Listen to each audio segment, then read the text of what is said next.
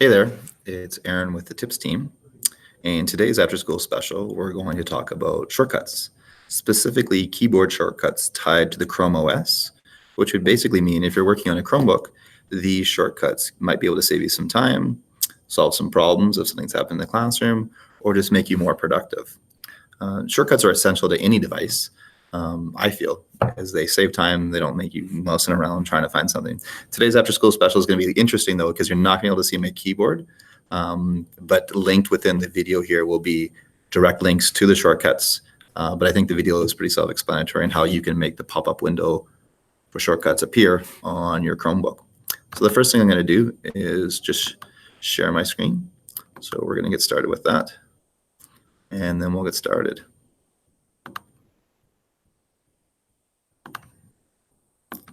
So the first thing that I wanted to remind you about is that all of our after-school specials can be found on the tips site at tips.epsb.ca. And if you scroll over to the resource section, you'll see all the wonderful resources that we've created, and specifically the after-school specials. Remember, if you've got something that you want to share, we're more than welcome to help you appear on one of our after-school specials and share some neat tips or tricks regarding technology. So, as I mentioned, the fastest, easiest way to get the Chromebook shortcuts to appear within your Chrome device is to press Ctrl plus the Alt button plus the question mark. So if you press Ctrl, Alt plus question mark all at the same time on a Chromebook, you can try it right now, you should get a little pop-up screen that pops up sort of over top of your web browser. Unfortunately, when I'm sharing my screen like this, you cannot see it when it pops up. However, I did take a screenshot of it so that you can see what it would look like. So there it is there. And as you can see, good old Google has a section where you can just search for what you're trying to do. But what I really, really like is that they have made it, and I'm actually going to zoom in. That's one of the shortcuts right there. I'm just pressing Ctrl plus. Popular shortcuts. So shortcuts that would be generic for anything, but then they've divided into very specific areas. So shortcuts specific to just tabs and windows. So if you want a window to do something specifically, or open a new window, or open a new tab, or jump to a tab. More shortcuts specific to your browser. So how much you jump to something, or copy something, or delete something. The next one is your system settings or displays. So if you're connecting your Chromebook to another device, specifically maybe a monitor or things of that nature, that area might help. Text editing, just how to change fonts, keep it all cap locks, turn off cap locks. And then, of course, the accessibility.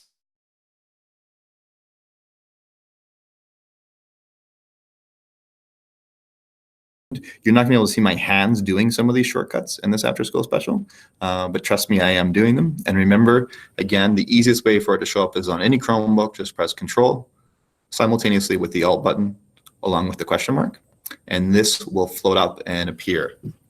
So the first thing that we're going to do is just sort of share some of the more basic ones and the ones that I think are kind of neat, and then we'll go forward. So for instance, one of the easiest way to lock your Chromebook if you're walking away because you've got to leave your desk or something, or a student does, is just Control, Shift, and L. And if you press Control, Shift, L all simultaneously, that is going to lock your Chromebook.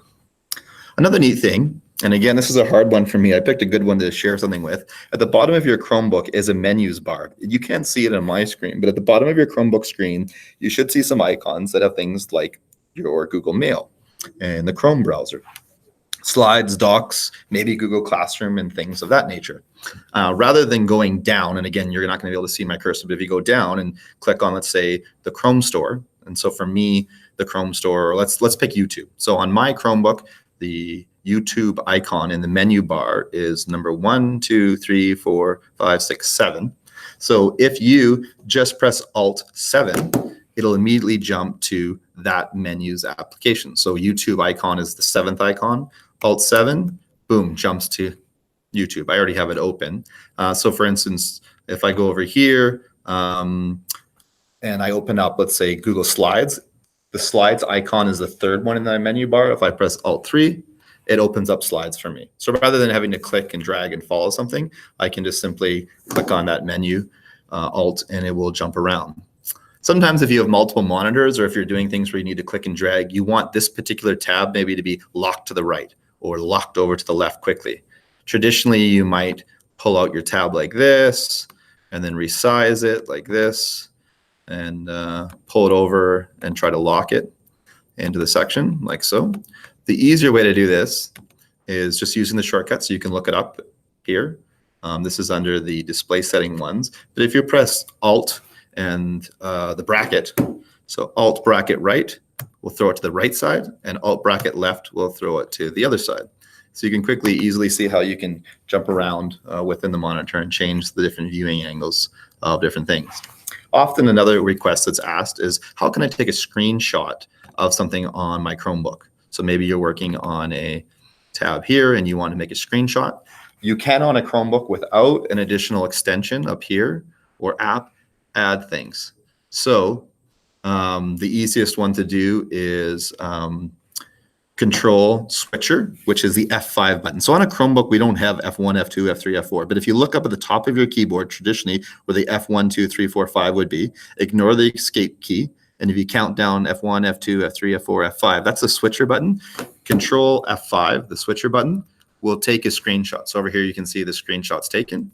And if you want, that says the whole tab. If you want just a specific section, press Control Shift F5. And you'll see a little section here where you can click and drag to make a specific screenshot. So that's on the clicker. So again, that's the F function buttons. And that's a nice, easy way to find some other information. Another thing that you can do when you're navigating along is sometimes you've got a lot of tabs here and you're jumping to the left or to the right. By simply pressing Control 1, you'll jump to the first tab. Control 2 jumps to the second tab. Control 3, and so on and so on and so on. So if you got about 100 tabs here and just press Control 9, Control 9 is always going to take you to the very, very last tab within there, and Control 1 will jump to the very first one.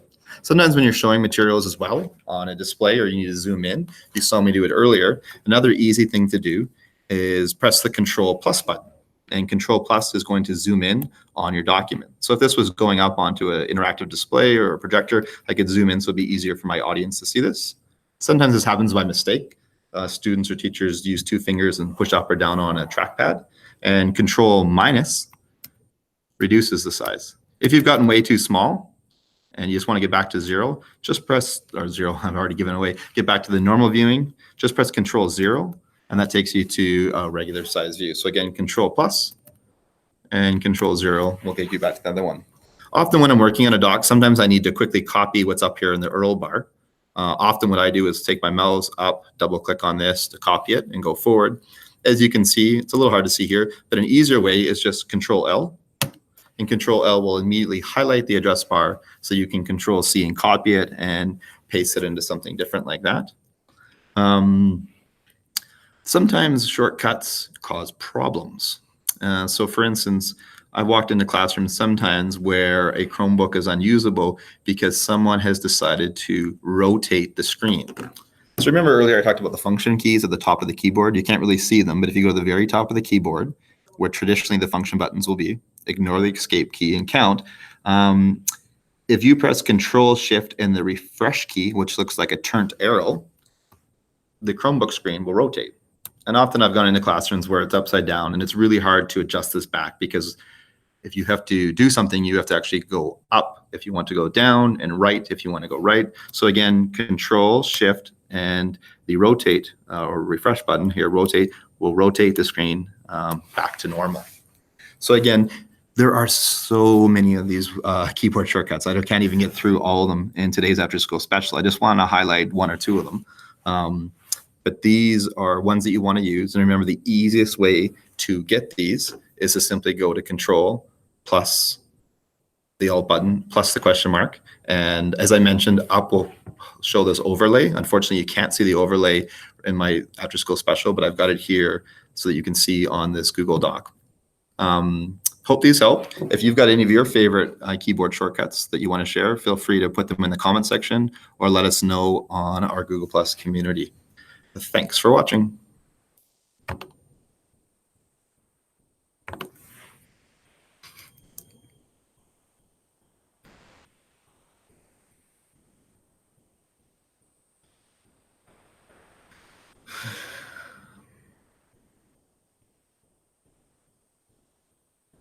Yeah.